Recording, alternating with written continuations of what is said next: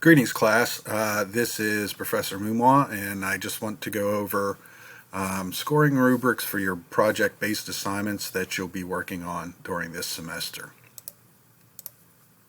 During this semester, you're going to complete a number of project-based assignments that's going to demonstrate your understanding of concepts presented in this course, and they basically follow along or address the elements of principles of the design, which include the elements, which are line, shape, pattern, and texture, illusion of space, value, and color. And we'll be doing assignments for each of those elements. And within those assignments, we want to incorporate the principles of design, which include unity, emphasis, scale and proportion, balance, and rhythm. You may be wondering how you're going to be scored on these assignments. And most art teachers, including me, use rubrics to assess student work. They're a great way to make sure that you understand the expectations of the assignments.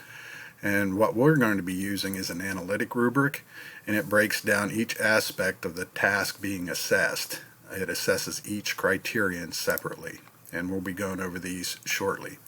In this course, you'll be evaluated on these projects using rubrics developed in My Learning.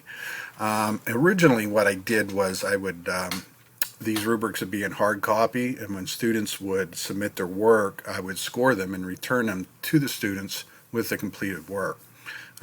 We're now using these web-based rubrics, and they're the same as the ones I had before. I developed them in My Learning, and they work very well. They're actually tied into your grade.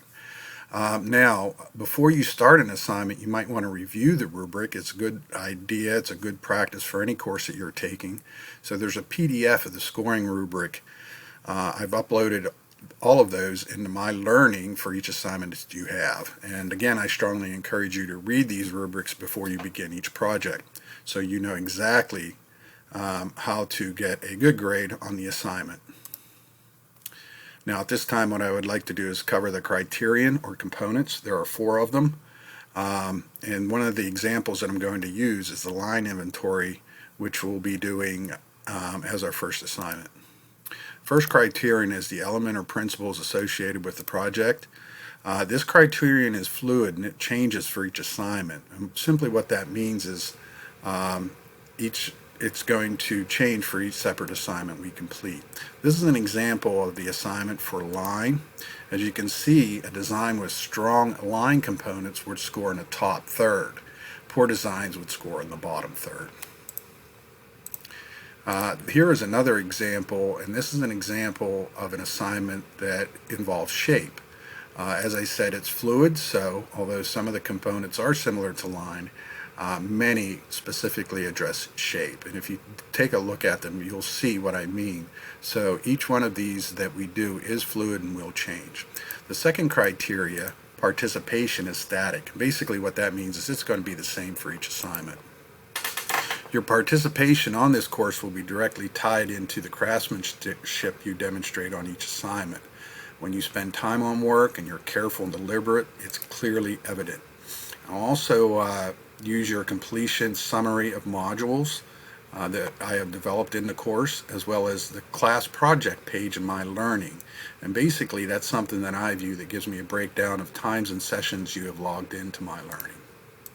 Third criterion is technical. It is also static and will stay the same for each assignment. And these basically addresses the technical components completed in your work. These would include the mastery of line quality, techniques that you used or learned in previous assignments, and the skill and sophistication used in your work. And the fourth criterion is craftsmanship. Again, it is static and will stay the same for each assignment, and it will address craftsmanship demonstrated in your work. And these include detail, neatness, does your paper have a lot of smudges on it, and the care and application of the media used in each assignment. And that's it. If you have any questions, you can reach me at the email listed above, tamumois@csmd.edu. Have a good day.